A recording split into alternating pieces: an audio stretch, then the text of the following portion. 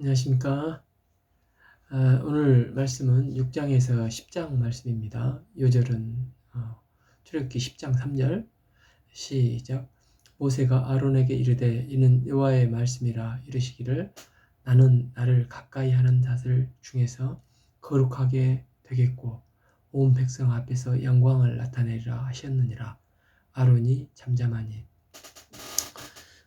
어제 5장까지 이제 우리는 5대 제사의 결과를 배웠습니다. 오늘 이어지는 7장까지의 내용은 각 제사의 이제 그 세부 시행세칙을 말씀하고 있고 10장에서 이제 아론과 아들들 이야기가 있습니다.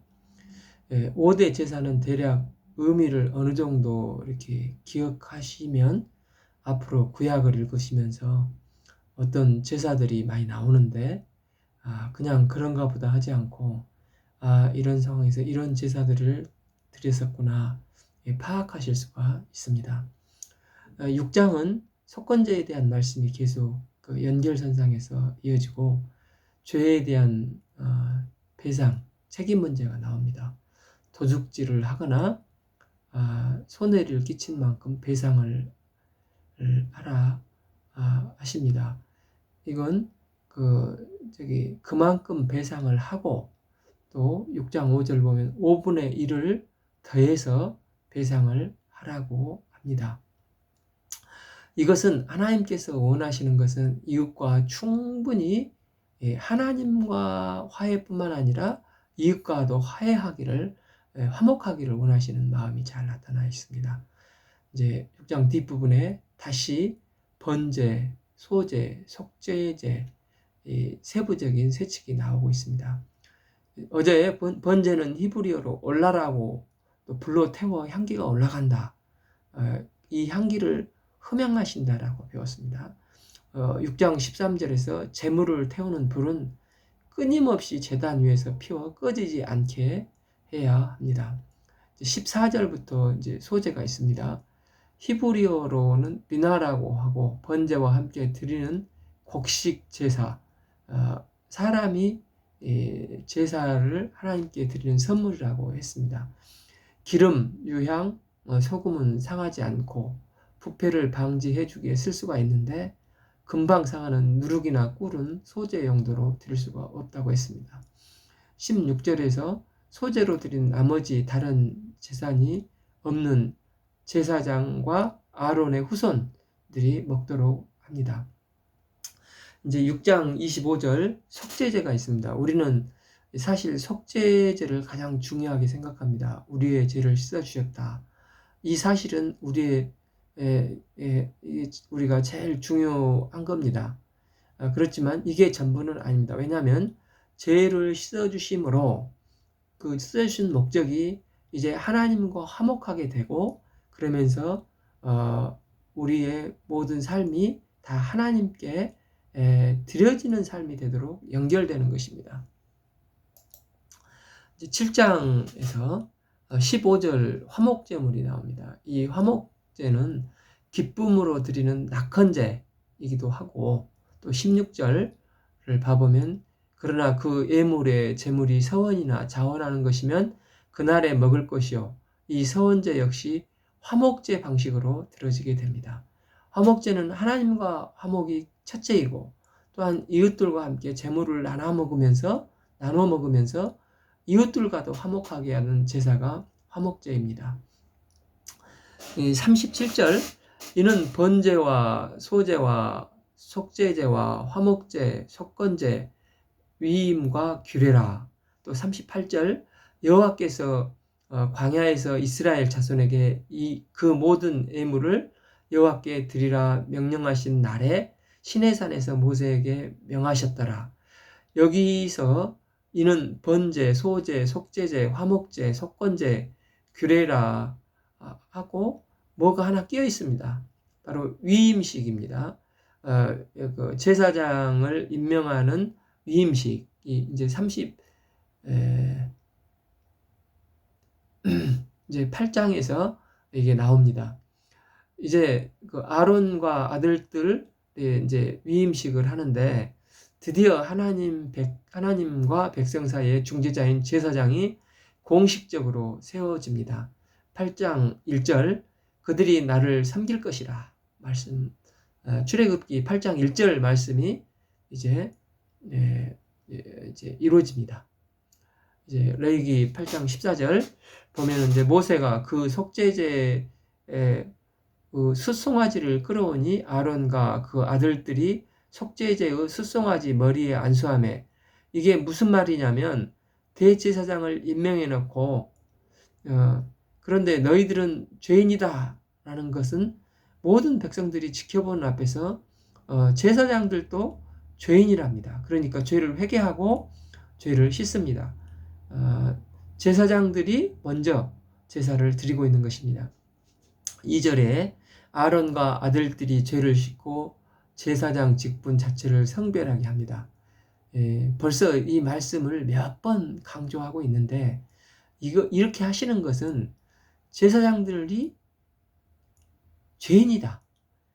우리가 앞에서 봤듯이 금송아지 사건 때도 봤지만 그 아론이란 사람 인간적으로 본받을 점이 많지는 않지 않습니까?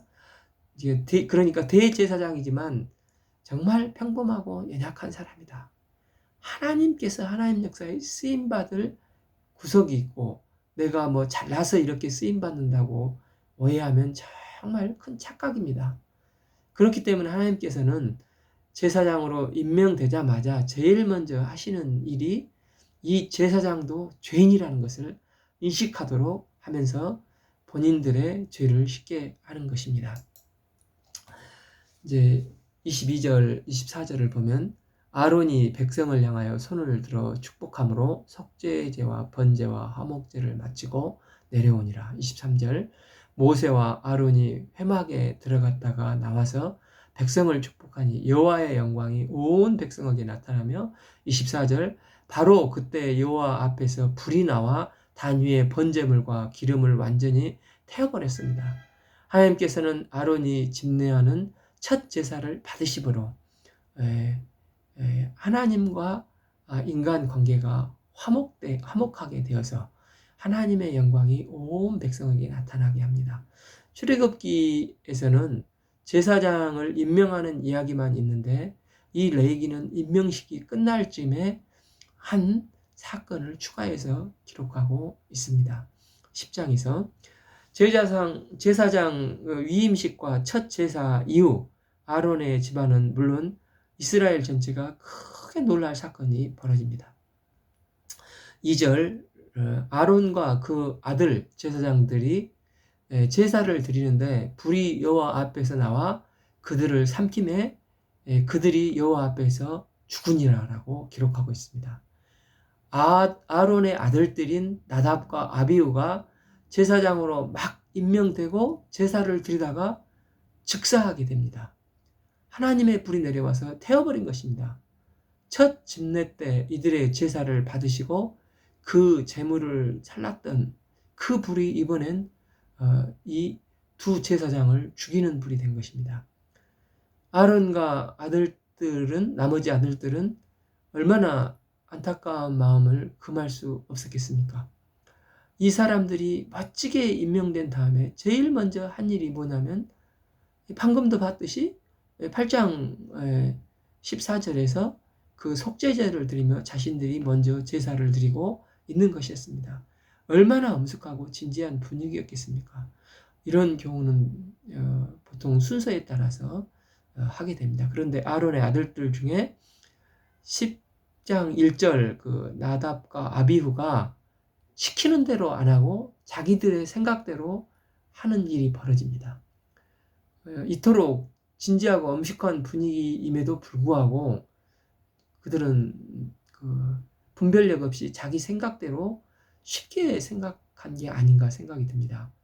하늘에서 내려온 불이나 다른 불이나 불은 불인데 뭐 하며 향로를 가져다가 여호와께서 명령하지 않는 다른 불을 담아 자기 마음대로 분향을 했던 것 같습니다. 아니면 이 사건 직후 하나님께서 아론에게 이제 10장 9절에 너와 내 자손들이 회막에 들어갈 때 포도주와 독주를 마시지 말라 하신 것을 볼 때 위임식이 끝나고 제사에 쓰였던 포도주를 너무 많이 마셔서 분별력을 상실하고 지정한 불을 가져가야 하는데 다른 불을 들고 성소에 나간 게 아닌가 이렇게 생각해 볼 수도 있습니다. 정확한 이유가 명시되지 않아서 잘은 모르지만 어쨌든 두 사람의 범죄는 거룩하신 하나님 앞에서 죄가 심각했고 하나님께서는 불로 두 사람의 생명을 앗아갔습니다. 이를 지켜본 아론과 동생들이 이 갑작스러운 죽음에 참으로 참담했습니다. 제사를 드리다가 갑자기 둘이 죽은 겁니다. 그런데 이 기막힌 상황에서 모세는 뭐라고 말합니까? 3절 모세가 아론에게 이르되 이는 여호와의 말씀이라 이르기를 나는 나를 가까이 하는 자들 중에 거룩하게 되겠고 온 백성 앞에 영광을 나타내리라 하셨느니라. 아론이 잠잠하니 그리고 4절에 죽은 아답과 아비후를 성소 앞에서 진영 밖으로 메고 나가라 합니다. 6절에 아론의 살아남은 아들들에게 너희는 슬퍼하지 말고 슬픈 내색도 하지 말고 너희 옷을 찢지 말라고 합니다. 왜 그렇습니까? 아론과 아론의 아들들은 하나님 앞에서 하나님의 거룩함을 드러내기 위해서 세워진 거룩하신 하나님의 사람들입니다. 이 사람들은 공의로우신 하나님 앞에서 구별된 제사장이기 때문에 지금 어떤 잘못을 해서 죽은 아들에 대해 슬퍼하는 내색을 함도 허락되지 않는 것을 보게 됩니다. 2절에서 나는 나를 가까이 하는 자들 중에서 거룩하게 되겠고 온 백성 앞에서 영광을 나타내리라. 즉 하나님의 영광된 모습을 제사장인 너를 통해서 보여주겠다는 뜻입니다. 하나님의 영광을 사람이 볼 수는 없습니다. 하나님의 모습을 비추기 위해서 제사장인 너를 통해서 나를 보여주고자 한 것입니다. 그렇기 때문에 거룩하지 못한 일을 하다가 죽은 두 자식들을 위해서 슬퍼하지도 말라고 하신 것입니다. 모세가 이처럼 인간적인 감성을 앞세운 눈물조차도 허락하지 않는 것은 자신과 또 아론 자손에게 맡겨진 사명이 이처럼 무거운 것임을 인식했기 때문일 것입니다. 또한 이들의 죽음은 일벌백계라고도 할 수 있을 것입니다. 거룩하신 하나님은 결코 만홀히 여김을 당하시지 않으시는 분이십니다.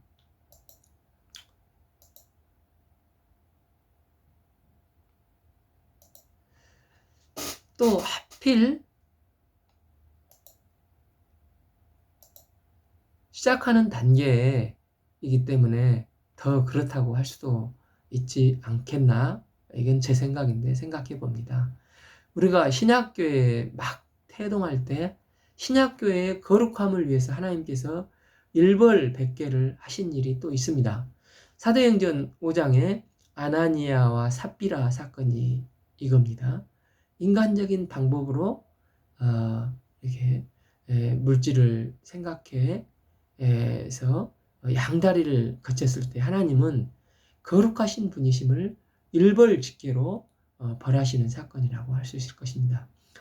이 일을 행하시는 하나님의 마음도 결코 편하지 않으셨을 것입니다. 그럼에도 불구하고 이렇게까지 하지 않으시면 안 됐습니다. 거룩하신 하나님께서 인간과 어떻게 교제를 할 수 있습니까?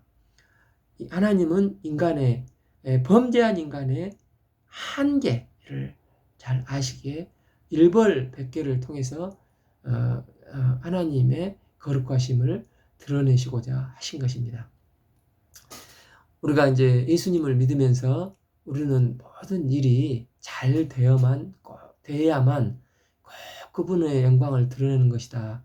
혹시 그렇게 생각할 수가 있는데 잘 안 됐을 때도 인간적인 감정에 눈물 흘리지 않고 모든 어려움 속에도 하나님의 거룩함과 영광을 드러낼 때도 있음을 오늘 말씀을 통해서 배우게 됩니다.